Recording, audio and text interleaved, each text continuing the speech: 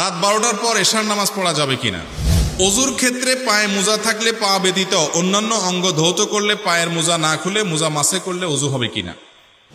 এরপরে প্রশ্ন হলো, অজু অবস্থায় কোনো মা যদি সন্তানকে স্তনপান করান তাহলে কি অজু ভাঙবে। হলো, মেয়েরা কি আজানের পরপরই নামাজ পড়তে পারবে।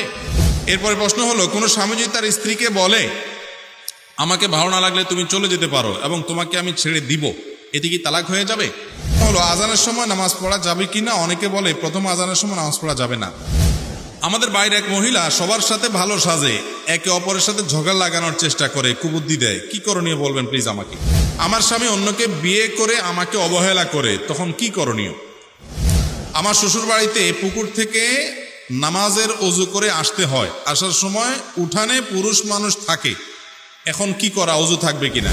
স্বামী যদি তার স্ত্রীকে স্ত্রীর বাবা মায়ের সাথে খারাপ আচরণ করতে বাধ্য করে, তাহলে ওই স্ত্রীর করণীয় কি না। আমার স্বামী দ্বিতীয় বিয়ে করেছে, আমাকে রেখে সে নামাজ পড়ে না, রোজা রাখে না, আমাকে রেখে দ্বিতীয় বিয়ে করেছে, নামাজ পড়ে না, রোজা রাখে না, আমার সাথে খারাপ ব্যবহার করে, আমার পেটে বাচ্চা আছে, আমার এখন কি করা। স্বামী যদি প্রথম স্ত্রী থাকা সত্ত্বেও পরকিয়া করে, দ্বিতীয় বিয়ে করে, তাহলে সেটা জায়েজ আছে কিনা।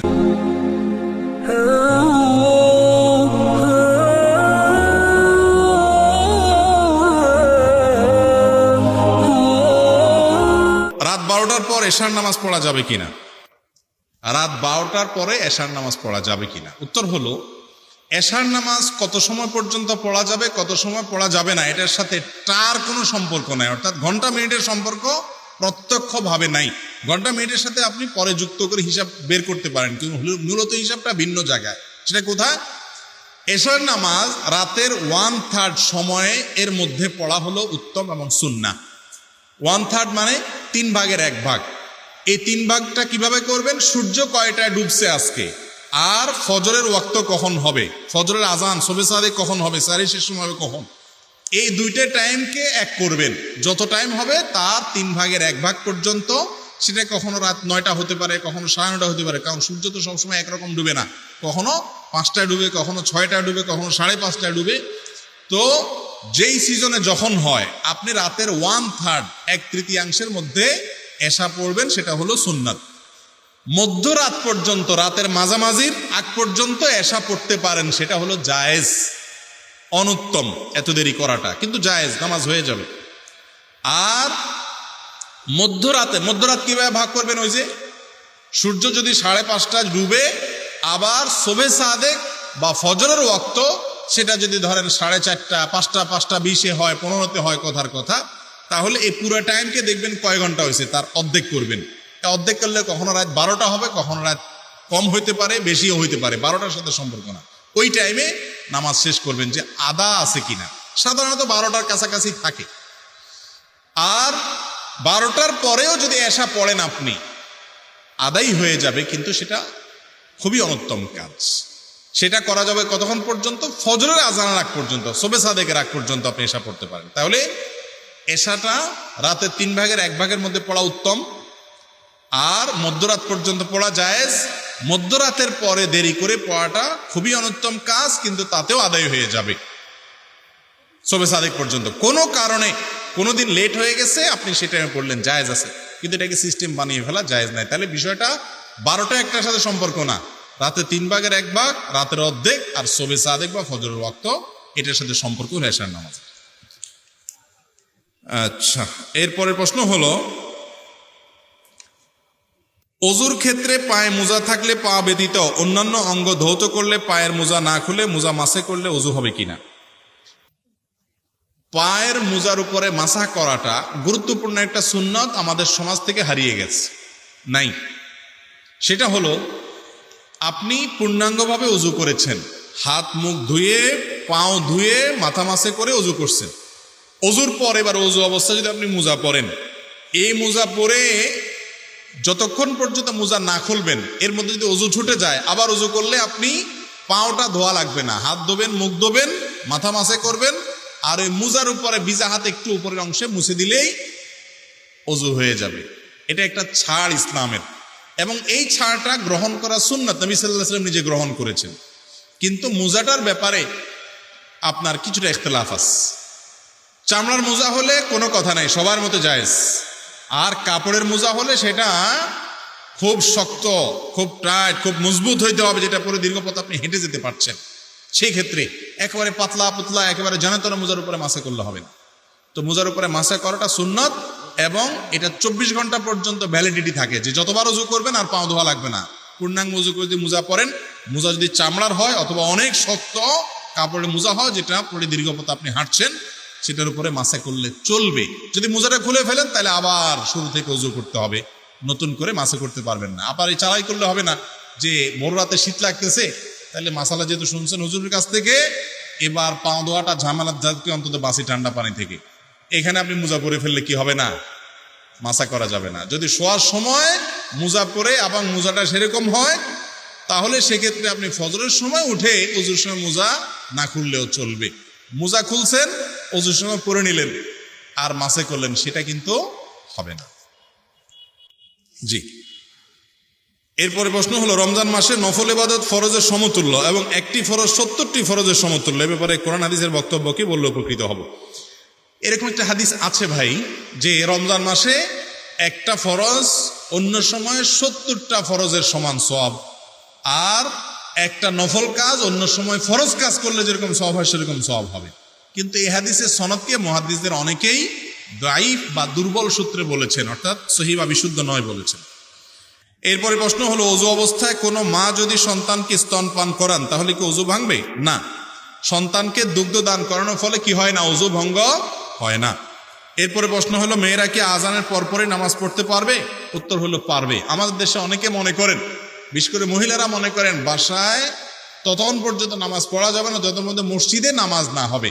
এই জন্য অনেক মহিলারা আছে যা নামাজে বসে থাকেন, অপেক্ষা করেন মসজিদ থেকে পুরুষরা আসলে বা নামাজ শেষলে তারপরে তিনি নামাজ পড়েন। এটা ভুল।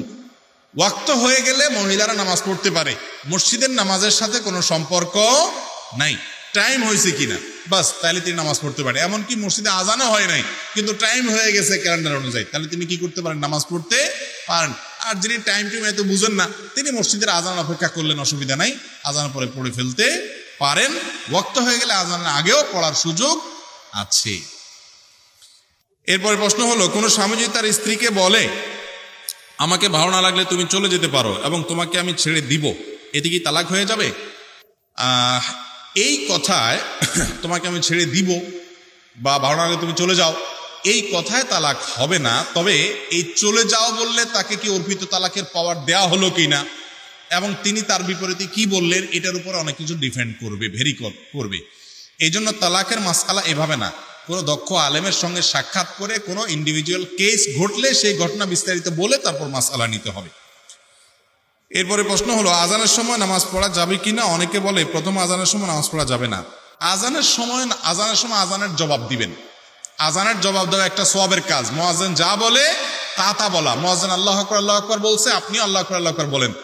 মুয়াজ্জিন আশহাদু আল্লা ইলাহা ইল্লাল্লাহ বলছে, আপনি আশহাদু আল্লা ইলাহা ইল্লাল্লাহ বলেন। মুয়াজ্জিন আশহাদু আন্না মুহাম্মাদুর রাসূলুল্লাহ বলছে, আপনি কি বলবেন? সাল্লাল্লাহু আলাইহি ওয়াসাল্লাম পরে বলবেন। এখানেও আশহাদু আন্না মুহাম্মাদুর রাসূলুল্লাহই বলবেন। মুয়াজ্জিন হাইয়া আলাস সালাহ, হাইয়া আল ফালাহ বলবে। এই দুই সময় শুধুমাত্র আপনি লা হাওলা ওয়ালা কুওয়াতা ইল্লা বিল্লাহ বললেন। আবার মুয়াজ্জিন আল্লাহু আকবার বলবে, আপনি আল্লাহু আকবার বলবেন, লা ইলাহা ইল্লাল্লাহ লা ইলাহা ইল্লাল্লাহ বলবেন। মুয়াজ্জিনের আজানের জবাব দিলে কি লাভ হবে জানেন? বিপুল পরিমাণে সওয়াব হবে। বিভিন্ন হাদিসে আসছে, নবী করিম সাল্লাল্লাহু আলাইহি ওয়াসাল্লাম বলেছেন, মুয়াজ্জিনের আজানের জবাব যদি তুমি দাও, অর্থাৎ মুখে সে যা বলে তুমি যদি সেগুলো বলো, তাহলে সে আজান দিয়ে যে পরিমাণ সওয়াব পাবে, তুমি জবাব দিয়ে সেই পরিমাণ সওয়াব পাবে। আর মুয়াজ্জিন কি পরিমাণ সওয়াব পায়? নবী করিম সাল্লাল্লাহু আলাইহি ওয়াসাল্লাম বলেছেন, মুয়াজ্জিনের আজান শুনে যত মানুষ নামাজ পড়তে আসে সবার সমপরিমাণ সওয়াব সে পায়। তাহলে আপনি যদি জবাব দেন, তাহলে সেই পরিমাণ সওয়াব পাইলে কি পরিমাণ সওয়াবের সুযোগ আপনার তৈরি হচ্ছে।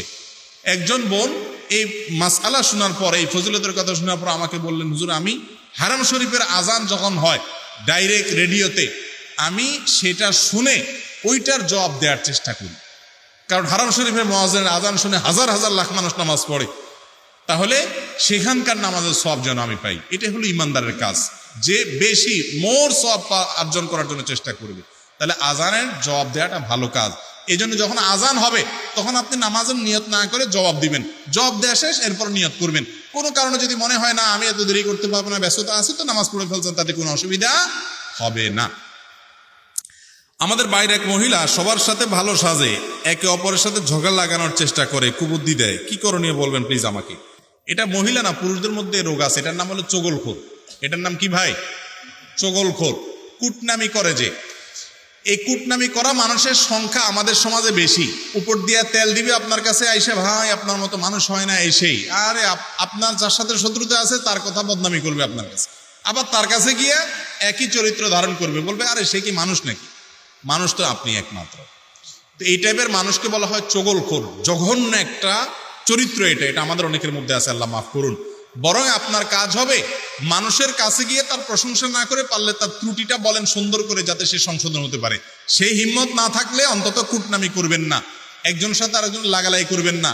এর বদনামি হের কাছে, হের বদনামি এর কাছে, এর কথা গিয়ে ওর কাছে লাগানো, ওর বদনামি এর কাছে গিয়ে লাগানো। এই চগলখোর জান্নাতে যাবে না। লায়াদখুল জান্নাতা নাম্মাম। এই চগলখোরকারী এবং মানুষের কথা লাগালাইকারী জান্নাতে যায় না। মহিলাদের মধ্যে এই গুণ বেশি থাকলেও, বেশি আছে কিনা জানি না, হয়তো গ্রামাঞ্চলে একটু বেশি, কাজকাম কম থাকে। পুরুষদের মধ্যে অনেকে দুশ্চরিত্রে আছে। আল্লাহ তাআলা আমাদেরকে চগলখুরি থেকে বেঁচে থাকার তৌফিক দান করুন। আমার স্বামী অন্যকে বিয়ে করে আমাকে অবহেলা করে, তখন কি করণীয়? কোনো পুরুষ যদি আরেক বিয়ে করে তার আগের বউকে অবহেলা করে, তাহলে সে গুনাহে লিপ্ত হয়, জঘন্য অপরাধ হয়, বান্দার হক নষ্ট করে। একে কোনো আলেমের কাছে নিয়ে কাউন্সিলিং করানো উচিত, বোঝানো উচিত, অন্যথায় সে গুনাহগার। আমার শ্বশুর বাড়িতে পুকুর থেকে নামাজের ওযু করে আসতে হয়, আসার সময় উঠানে পুরুষ মানুষ থাকে, এখন কি করা? ওযু থাকবে কিনা? কোনো মহিলা যদি এরকম হয় যে ওযু করে আসার পরে কোনো পরপুরুষের সাথে দেখা হয়ে যায়, ওযু ভাঙবে না, কিন্তু দেখা হলে তিনি মাথার কাপড় টেনে দিয়ে, ঘোমটা দিয়ে পর্দা করার চেষ্টা করবেন, এটুকু শুধুমাত্র। স্বামী যদি তার স্ত্রীকে স্ত্রীর বাবা মায়ের সাথে খারাপ আচরণ করতে বাধ্য করে, তাহলে ওই স্ত্রীর করণীয় কি? না, অনেক অমানুষ স্বামী আছে, বলে না তুমি বাবার বাড়িতে যাবা না, ভাইয়ের সাথে সম্পর্ক রাখবা না, বোনের সাথে সম্পর্ক রাখবা না। এটার কোনো রাইট স্বামীর নেই। আপনি আপনার স্ত্রীকে কোনো অন্যায় কাজ করার কথা বলতে পারেন না। আত্মীয় স্বজনের সম্পর্ক রক্ষা করা ফরজ না সুন্নত? ফরজ। আর আত্মীয় স্বজনের সাথে সম্পর্ক ছিন্ন করাটা কি? হারাম। কোনো স্ত্রী তার স্বামীকে বা কোনো স্বামী তার স্ত্রীকে তার পরিবারের সাথে সম্পর্ক ছিন্ন করতে বললে সেটা অন্যায় কথা, সে অন্যায় কথা শোনা যাবে না। যদি কোনো মা বোন এরকম বিপদে পড়েন যে স্বামী অমানুষ, তার কথা না শুনলে আপনার উপর জুলুম করবে, তাহলে তার সামনে উপর দিয়ে দেখান যে কোনো সম্পর্ক নাই, মিথ্যা বলেন না, তলে তলে আপনি সম্পর্ক রাখার চেষ্টা করবেন। এরপর প্রশ্ন হলো, আমার স্বামী দ্বিতীয় বিয়ে করেছে, আমাকে রেখে সে নামাজ পড়ে না, রোজা রাখে না, আমাকে রেখে দ্বিতীয় বিয়ে করেছে, নামাজ পড়ে না, রোজা রাখে না, আমার সাথে খারাপ ব্যবহার করে, আমার পেটে বাচ্চা আছে, আমার এখন কি করা? সবর করবেন, আল্লাহ রাব্বুল আলামিন সবরের বিনিময়ে জান্নাত দিবেন। হুটহাট করে সেই স্বামীর সংসার ছেড়ে চলে যাবেন না। ছেড়ে চলে যেতে হলে যদি সে অমানুষ হয়, বিকল্প ভালো পথ খোলা থাকে, মুরব্বীদের সাথে পরামর্শ করবেন, বিচক্ষণদের সাথে পরামর্শ করবেন, তারপর ডিসিশন নেবেন যে আপনি চলে যাবেন কিনা। যাওয়ার ক্ষেত্রে আবার এই তালাক কিভাবে নেবেন সেগুলো জেনে তারপর যাবেন। স্বামী যদি প্রথম স্ত্রী থাকা সত্ত্বেও পরকিয়া করে, দ্বিতীয় বিয়ে করে, তাহলে সেটা জায়েজ আছে কিনা? পরকিয়া তো হারাম, কিন্তু দ্বিতীয় বিয়ে করা তার জন্য জায়েজ আছে, তখন যদি সে সমতা বজায় রাখতে পারে। আল্লাহ কোরআনে বলেছেন, যদি কেউ একাধিক বিয়ে করে এবং স্ত্রীদের মধ্যে সমতা বজায় রাখতে না পারে, এই রাখতে পারবে কিনা এই ভয় যদি তার মধ্যে থাকে, তার জন্য একাধিক বিয়ে জায়েজ নাই, ফাওয়াহিদা, তাহলে সে এক বিয়ে করবে। আজকাল যারা একাধিক বিয়ে করে বেশিরভাগই ওই প্রথমগুলোকে ভুলে যায়, সেগুলোর সাথে সম্পর্ক ভালো রাখে। এগুলো হারাম এবং নাজায়েজ, অবিচার এবং জুলুম। বিয়ে করলে সবার প্রতি লেনদেন, তাদের সাথে থাকা টাকা সব কিছুতে সমান হারে থাকতে হবে এবং সমতা বজায় রাখতে হবে। আর দীর্ঘায়িত না করি, অনেক প্রশ্ন দেওয়া হয়েছে। আল্লাহ তাআলা আমাদের সবাইকে বুঝার এবং আমল করার তৌফিক দান করুন।